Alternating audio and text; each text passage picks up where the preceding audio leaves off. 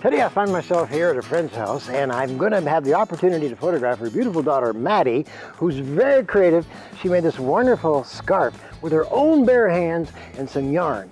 I asked her to wear a pink top on purpose to complement the color of the scarf, and the only thing missing is a background. Let me explain how that works. First of all, I want very little depth of field here, so I'm going to photograph her accordingly at 5.6. Take a look at that photograph. I think you'll agree it's pleasing. It's not great, but it's pleasing. We don't want to do pleasing, we want to do great. So how do we make it great? Well, in this instance, we're going to use some fabric. The next time you go to the fabric store, consider the following. Yes, get the fabric you normally need for your projects, but also get some fabric specifically designed for backgrounds.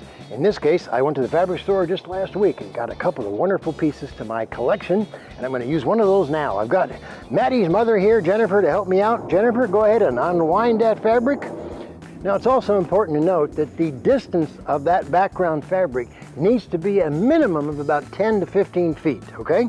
You don't want people to know that it's actually fabric. Instead, you just want them to see an out-of-focus tone and shapes of color. That's what it's all about. So now, same exact picture, except we got now a background back there of color, and take a look at that.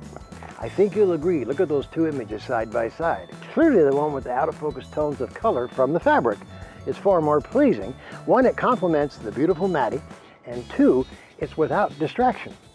Compared to the other one, we've got some tonal shifts.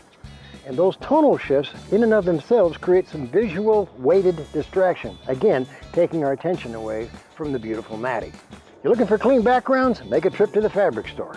You won't be disappointed, and you'll come home with, I'm sure, some wonderful backgrounds to use the next time you have the opportunity to shoot portraits of your own kids or perhaps kids in the neighborhood.